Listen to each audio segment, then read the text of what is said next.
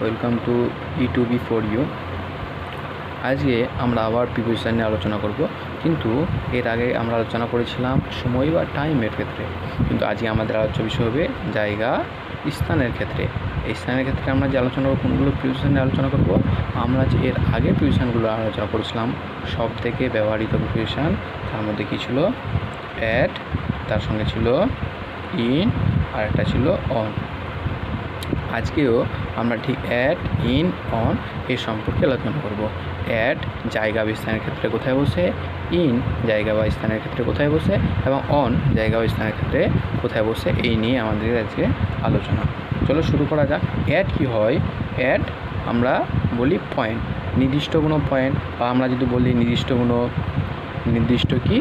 নির্দিষ্ট আমরা বিন্দু বলতে পারি, অথবা কী বলতে পারি, নির্দিষ্ট জায়গা বলতে পারি। নির্দিষ্ট করে বোঝায়, নির্দিষ্ট বিন্দু বা জায়গা যদি বোঝায়, তাহলে সেক্ষেত্রে আমরা কী ব্যবহার করব? অ্যাট ব্যবহার করব।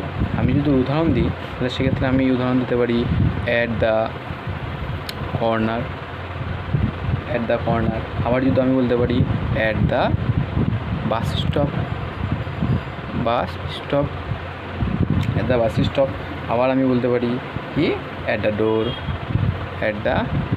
দেখো সবটিতে একটা কি কমন জিনিস আছে, যেমনি অ্যাট দ্য কর্নার, তাহলে এখানে একটা নির্দিষ্ট বিন্দু বলে দিল। দেখো এখানে নির্দিষ্ট বিন্দু বলে, মানে একটা জায়গা ঘরের মধ্যে কোথায় ঠিক কোনটার কথা বলে দিল।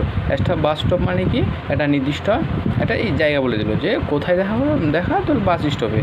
তারপর কি আবার ডোর একটা নির্দিষ্ট আবার স্থান বলে দিচ্ছে। এবার একইভাবে আমরা ইনের ক্ষেত্রে করব। ইন কি হয়? ইন হয় ইনক্লোজ স্পেস। এটা কি? এটা হলো কি, ঘেরা স্থান বা সীমাবদ্ধ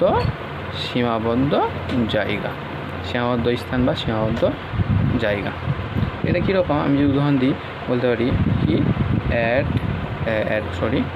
ইন দ্য জায়গা একটা গার্ডেন করে দিলাম, ইন দ্য গার্ডেন। আবার বলতে পারি কি, ইন ইন্ডিয়া বলে দিতে পারি। কোথায়? ইন ইন্ডিয়া বলে দিতে পারি। আবার কি, ইন এ বক্স। তাহলে প্রত্যেকটি দেখো, গার্ডেনটাও কি একটা সীমাবদ্ধ জায়গা।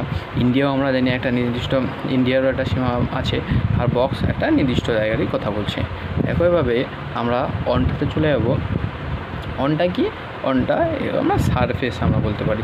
সারফেস বোঝালে অন। সারফেস মানে কি হলো, কোনো কিছু সামনে, বা আবার আমরা কি ওটাকে বলতে পারি বাংলাতে পৃষ্ঠতল। এগুলো যদি বুঝাই, তাহলে সেক্ষেত্রে আমরা কী করবো? অন ইউজ করব।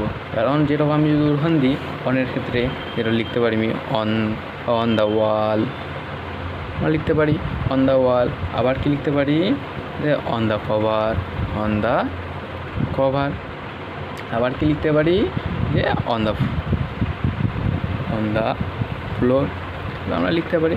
তাহলে আমরা কি দেখতে পেলাম আজকে, যে জায়গা বিস্তারের ক্ষেত্রে অ্যাট কোথায় ব্যবহার করা হয়, ইন কোথায় ব্যবহার করা হয়, অন কোথায় ব্যবহার করা হয়।